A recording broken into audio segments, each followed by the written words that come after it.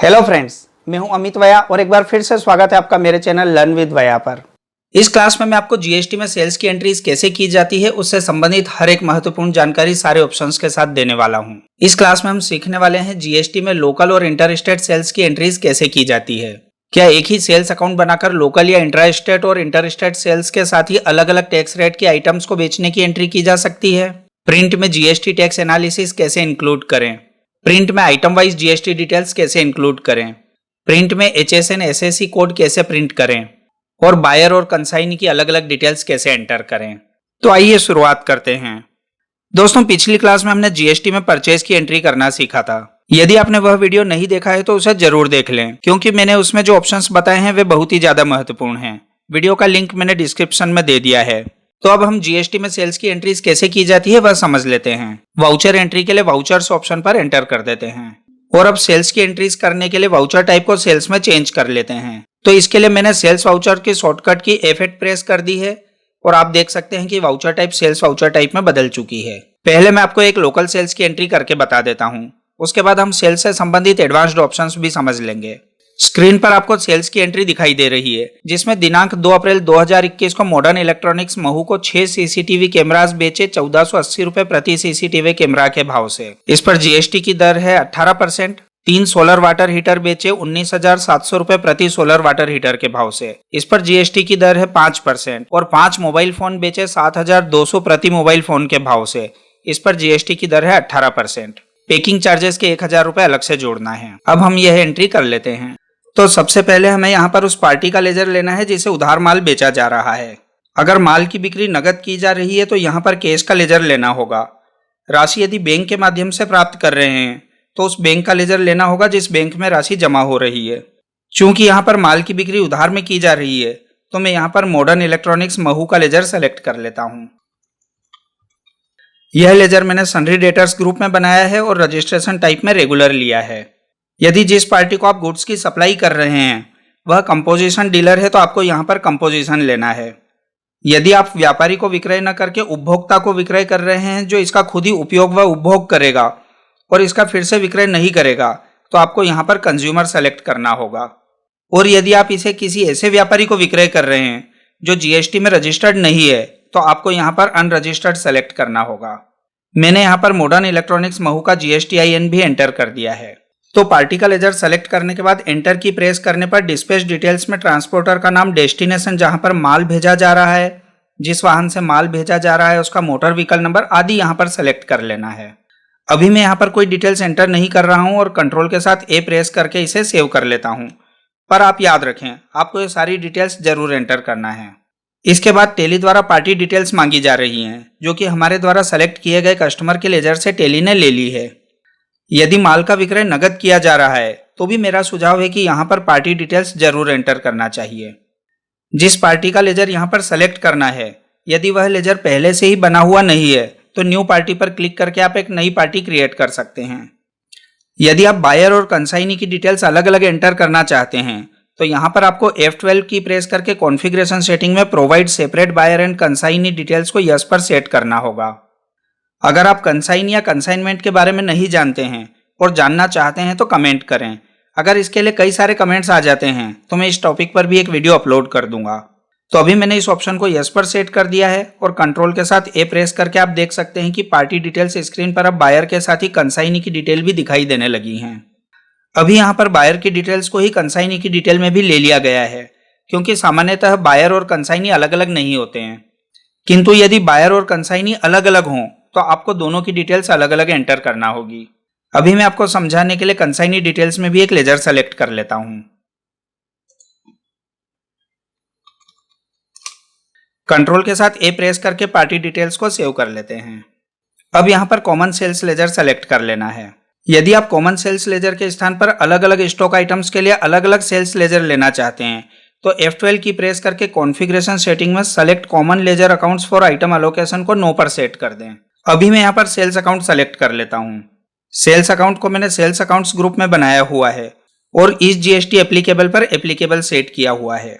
Set alter GST details में no ही रखा है और कोई डिटेल्स एंटर नहीं की है, क्योंकि मैं इसी सेल्स लेजर को सभी टैक्स रेट्स और लोकल व इंटर स्टेट सेल्स के लिए यूज करना चाहता हूँ।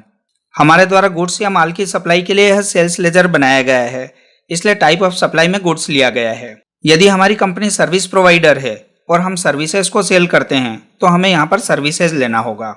सेल्स का लेजर सेलेक्ट करने के बाद टेली द्वारा बेचे जा रहे स्टॉक आइटम्स की जानकारी मांगी जा रही है, जो मैं एंटर कर देता हूँ।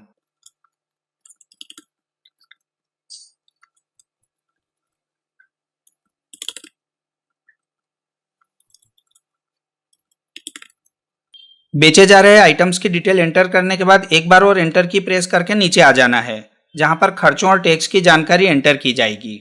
चूंकि हमारा व्यापार मध्य प्रदेश में है और माल की सप्लाई भी मध्य प्रदेश में ही की जा रही है, इसलिए यहाँ पर CGST और SGST के टैक्स लेजर्स लेना होंगे, न कि IGST का टैक्स लेजर। तो मैं यहाँ पर टैक्स के लेजर सेलेक्ट कर लेता हूँ।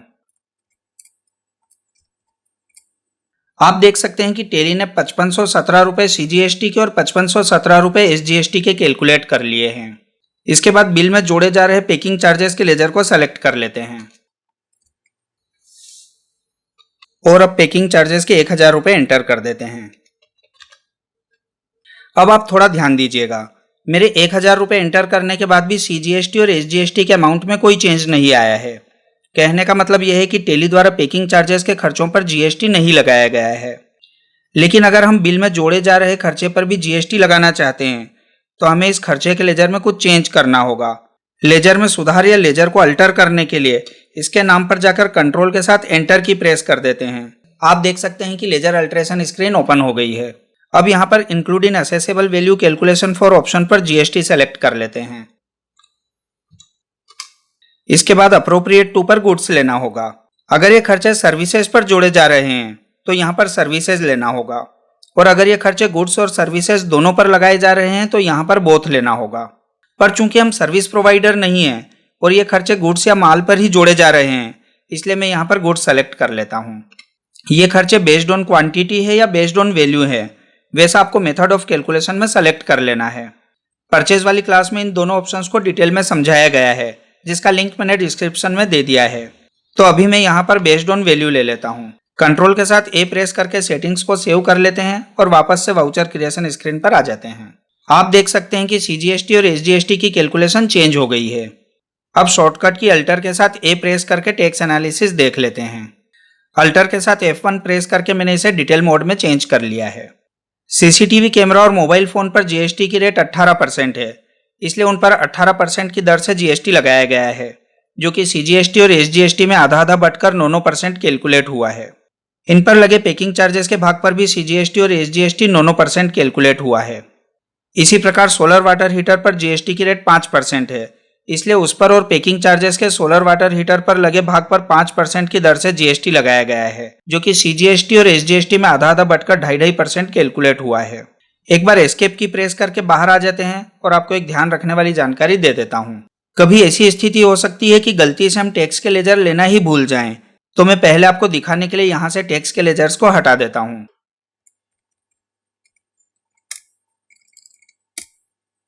मान लीजिए कि हमने गलती से लेजर्स लिए ही नहीं, तो अब क्या होगा? यहाँ पर दो चीजें हैं जो आपकी मदद करेंगी।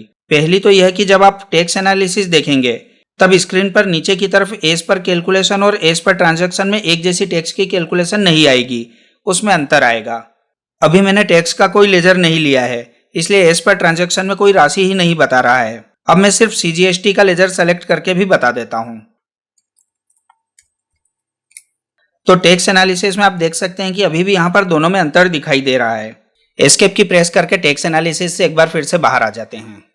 अगर यहां पर हम इस वाउचर को प्रिंट करने के लिए प्रिंट की शॉर्टकट की प्रेस करेंगे तो भी टेली द्वारा वार्निंग मैसेज दे दिया जाएगा, ताकि हम भूल का सुधार कर सकें।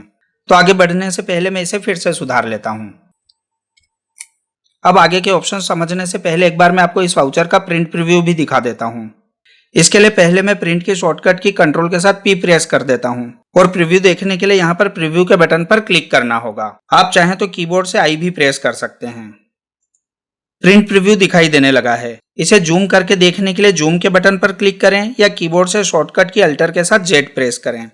आप देख सकते हैं कि टैक्स इनवॉइस में हमारी कंपनी का नाम, पता, GST नंबर, राज्य का नाम और स्टेट कोड दिखाई दे रहे हैं। वैसे ही ये सारी जानकारियां कंसाइनी और बायर के लिए भी दिखाई दे रही हैं।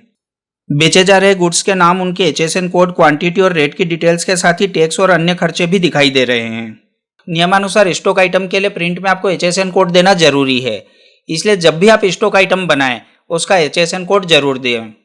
नीचे की तरफ स्क्रॉल करने पर आप देख सकते हैं कि टैक्स एनालिसिस में अलग अलग टैक्स रेट के हिसाब से टैक्सेबल वैल्यू, उस पर लगे सीजीएसटी और एसजीएसटी भी दिखाई दे रहे हैं। दोस्तों, यदि आपको प्रीव्यू में टैक्स एनालिसिस दिखाई नहीं दे रहा हो तो प्रीव्यू से पहले कॉन्फ़िगर के बटन पर क्लिक कर दें। प्रिंट में टैक्स एनालिसिस लेने के लिए स्टैट्यूटरी डिटेल्स हेडिंग में दिए शो जीएसटी एनालिसिस को यस पर सेट रखना होगा। दोस्तों, इसके अलावा यहाँ पर दो बहुत ही अच्छे ऑप्शंस दिए हैं। एक है show GST rate in percent, जिसे यस पर सेट करने के बाद बेची जा रही प्रत्येक आइटम पर लगी जीएसटी की रेट के लिए अलग से कॉलम दिखाई देने लगेगा। तो मैं इसे यस पर सेट करके पहले आपको दिखा देता हूं। इसे यस पर सेट करने के लिए सिर्फ आपको यहां पर एंटर की प्रेस करना है। अब मैं आपको इसका प्रीव्यू दिखा देता हूं। प्रीव्यू में आप देख सकते हैं कि बेचे जा रहे हर आइटम की जीएसटी रेट एक सेपरेट कॉलम में अलग से दिखाई देने लगी हैं। अब कॉन्फ़िगरेशन सेटिंग के दूसरे महत्वपूर्ण ऑप्शन को भी बता देता हूं। दूसरा महत्वपूर्ण ऑप्शन है show item wise GST details, जिसे यस पर सेट करने पर अलग अलग आइटम वाइज जीएसटी की डिटेल्स दिखाई देने लगेंगी और प्रत्येक आइटम के सामने ही नजर आने लगेंगी। मैं इसे भी यस पर सेट कर देता हूं और प्रीव्यू में आप देख सकते हैं कि बेचे जा रहे हर आइटम की जीएसटी डिटेल्स अलग से दिखाई देने लगी हैं। दोस्तों, यह तो आप जानते ही हैं कि जीएसटी के नए नियमों के अनुसार सभी रजिस्टर्ड व्यापारियों को इनवॉइस में एचएसएन या एसएससी कोड भी प्रिंट करना अनिवार्य है। अगर प्रीव्यू में एचएसएन या एसएससी कोड दिखाई नहीं दे रहे हैं तो शो एचएसएन एसएससी कोड को जरूर यस पर सेट कर दें। आगे और ऑप्शंस देखें उससे पहले बता दूं कि दोस्तों, यदि आप चाहते हैं कि आपके सेल्स इनवॉइस में आपकी कंपनी का लोगो भी दिखाई दे, जिससे कि इनवॉइस की प्रिंट बहुत ही अट्रैक्टिव दिखाई दे, तो इसके लिए मैंने अलग से एक क्लास में कंपनी का लोगो सेट करना बताया हुआ है। लिंक डिस्क्रिप्शन में मिल जाएगा या आप ऊपर दिए आई बटन पर क्लिक करके भी उस वीडियो को देख सकते हैं। अब हम एक इंटरस्टेट सेल्स की एंट्री भी देख लेते हैं। दिनांक 10 अप्रैल 2021 को गीता मोबाइल्स चित्तौड़गढ़ को 20 लिथियम आयन बैटरीज बेची 800 रुपये प्रति बैटरी के भाव से। इस पर जीएसटी की दर है 18%। 50 यूएसबी केबल्स बेची 190 रुपये प्रति केबल के भाव से, जिस पर जीएसटी की दर है 28%। और 5 मोबाइल फोन्स बेचे 8,000 रुपये प्रति फोन के भाव से। इस पर जीएसटी की दर है 18%। दोस्तों, मैंने यहाँ पर सारी डिटेल्स एंटर कर दी हैं और सिर्फ जीएसटी का लेजर सेलेक्ट करना है। तो जैसा कि हम जानते हैं, एक राज्य से दूसरे राज्य में माल या सेवाओं की सप्लाई करने पर आईजीएसटी लागू होता है।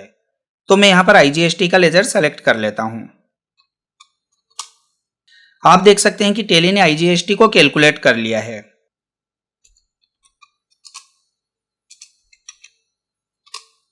यदि मैं यहाँ पर सीजीएसटी या एसजीएसटी के लेजर लूं तो आप देख सकते हैं कि टेली ने यहाँ पर कोई कैलकुलेशन नहीं की है।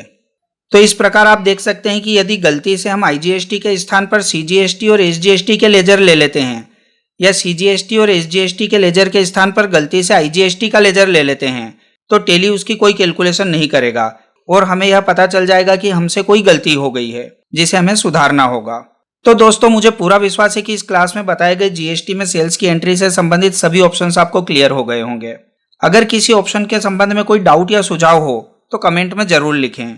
अगर यह वीडियो आपको पसंद आया हो तो लाइक व शेयर जरूर करें, इससे ही हमें प्रोत्साहन मिलता है। यदि आप चैनल पर नए हैं और आपने अभी तक भी चैनल को सब्सक्राइब नहीं किया है तो सब्सक्राइब करके बेल आइकॉन पर भी क्लिक कर दें ताकि आने वाले वीडियोस के नोटिफिकेशंस आपको तुरंत मिल सकें। क्लास में अंत तक बने रहने के लिए धन्यवाद।